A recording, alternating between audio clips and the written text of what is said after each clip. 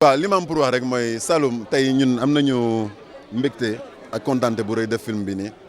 man personnellement bi ma sama premier long métrage ma ci am kontaante bu rëy parce que tey nee naa am na lu ñuy raconter am na lu ñuy won àdduna pour ñu xam ni fii nii Sénégal am na ay talent ci wàllum acteur ci wàllum technicien ci wàllum décor te suñu waxu décor bi sax tey Saloum Île du Saloum bii ñu dem nga xamante ne suñu production yu bëri du ñu dem foofu pour wan ñi ni am na décor yu nice yu rafet yoo xamante ne gars yi mën nañu fa dem di filmer yenn affaire quoi donc tey comme je l'ai dit Saloum def nañ ko ci ay conditions yu métti mais on a aimé nekk ci conditions yu métti yooyu parce que scénario bi ak histoire bi ak tey production bi fi mu ñu yóbbee woon ñun xam nañ fi ñu doon jëm te dañoo nangu dem ak ñoom ci loolu ti di leen sant di leen gërëm ci loolu parce que tey confiance boobu ñu am jox ñu ba ñu mën a def film bi. sentiment de fierté mbégte bu rëy comme ni mu ko waxee rek parce que ñun Sénégal dafa am ay talent Sénégal yemul juste si série yi ñuy def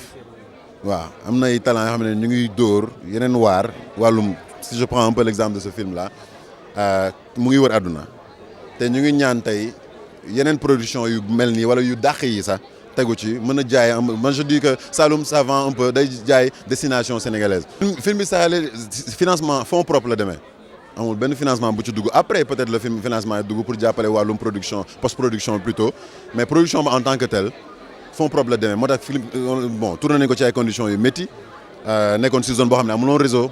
xam nga amoon benn coach bu ñu doon coaché xam nga man ma xawoon fa perdre sama sikkim ak ñoom seen mais xam nga mais comme li mu ko wax rek on a aimé faire ce truc kontaan nañ def ko parce que ay Sénégalais ñoo ko def Sénégal lañ ko defee di leen ñaan ñu ñafe gëm seen bopp xam lu tax ñuy def mbir mi. cinéma kenn du jóg di ko def sooy jóg di ko def dafa am lu tax nga koy def parce que tey ñun ñu ngi koy def aduna ñu ngi koy seetaan ñun mbégte boobu lañ ci am aduna xam ni fii nii am na ay bagages yi fi ne donc xale man su may conseillé booy bëgg dugg cinéma dama ko naan xamal lu tax nga ciy dugg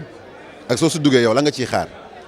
waaw bul xaar cinéma def dara bu yow mais defal dara pour cinéma. dañu def liggéey boo xamante ne liggéey bu am solo la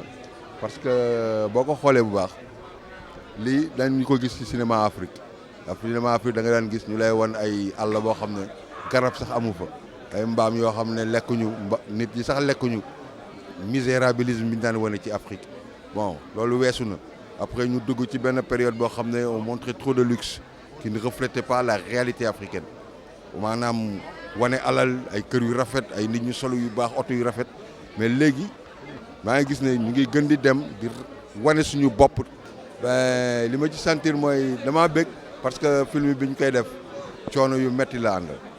toog nañu weeru lëm di liggéey bu metti ci période boo xam ne tàng na mais xam nañ ne fi ñu doon jëm ak li ñu doon def xam nañ ne résultat bi daal maanaam nii rek la mënoon demee. xam nga affaire yi maanaam ni ñu koy waxee amul secret